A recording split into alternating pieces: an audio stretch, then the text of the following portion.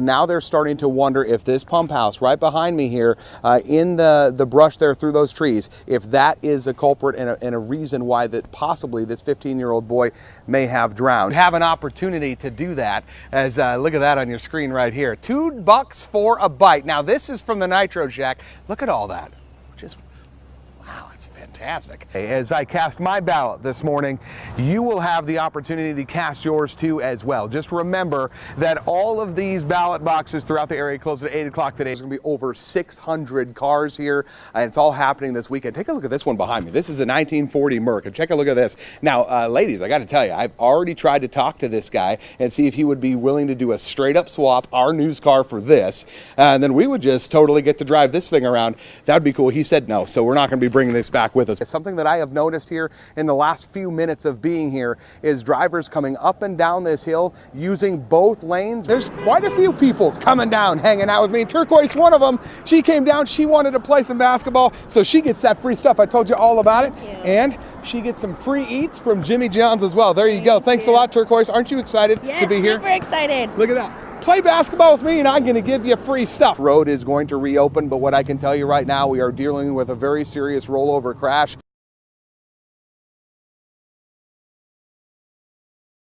Went to meet our neurospecialist, and he just looked in Eric's eyes and said, "Eric, poor fellow."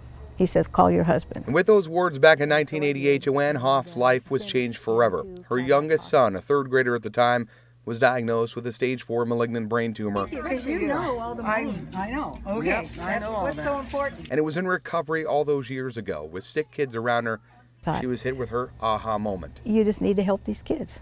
You got to help them. And so I just do whatever I can to help. Joanne's aha moment has led to 25 plus years of dedication and service to Children's Hospital. Last year alone, 2,500 kids from Benton and Franklin counties were treated at Seattle Children's Hospital. Through Joanne's guilds, donations, and hard work, the hospital paid out $3 million to local families for treatment. She's a big hero to this community. She has a passion for Children's Hospital, and she's worked hard for as long as I've known her. She richly deserves to be recognized. Joanne is a member of the L.G. Spalding Guild and was a 2014 Ann Kleiss Award winner, and she does it for one reason. No parent should have to worry that their child won't get the very best because they don't have money. This is her passion. And her life's passion culminates here in the walls of the Seattle Children's Boutique she now runs. The store opened its doors in Kennewick this weekend, and all profits will go to Seattle Children's Hospital. And when asked if cancer was human and walked through her doors, "Oh, you're going down. We're kicking you to the curb." how lucky are we as a public that she's fighting cancer for us? Very lucky. To be chosen a hero, come on, I'm just doing what people do. But thank you so much. I mean, and I'll try my very best forever to raise money for children. That's just what I'll do. What are you doing? I'm sorry. Should I have not come down this road? No, you're fine. I just want to talk to you about your speed. Oh, is it school zone already? It is school zone already. Oh my God, I'm so sorry. Yeah. I'm so sorry. The Richland Police Department's Traffic Safety Unit has been busy this week, Just wanted to remind you it's about school zones. keeping kids safe from forgetful drivers on the roads. Officer Eric Edwards says drivers get into a routine and just simply forget. So for the first couple of weeks, it's a lot of people not knowing that the school zone's in effect. And so you'll get a lot of people just surprised, oh, it's a school zone, oh really? So 9 over would be like $234. Drivers I spoke with were quick to admit mistakes. I just wasn't too paying attention to my exact speed and going a little bit over it, yeah. Creating awareness is important as the school year is just beginning with 176 days remaining. Our hope is that they'll just start paying attention a little bit more, just be a little bit slower, not be in such a rush. It's okay to be late to things.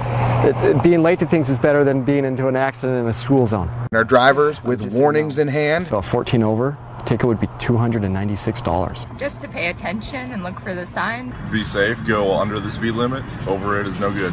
Yep, no worries. Have a good day. I will. All right. This first week has been really successful so far. I've gotten less stops today than I did on the first day. So they're seeing us, they're getting used to us. We'll see what happens next week when we start writing tickets. That's not registered. In Richland, I'm Bary Roy, KPKView Local News. A fire near Yakima's homeless camp had many residents scrambling this week. Gone, starting pitcher Taijuan Walker. Many believed he would be the next coming of Felix Hernandez, which panned out as much as I could hit a batting practice fastball. Remember that? August is National Immunization Awareness Month, and experts say that August is the perfect time to make sure children are up to date on vaccines before heading back to school. Still ahead on your only source for news at 6:30, get ready to tease your taste buds. We'll introduce you to one of the area's best chefs as he prepares to showcase some of his signature dishes as part of the annual Chefs on Parade.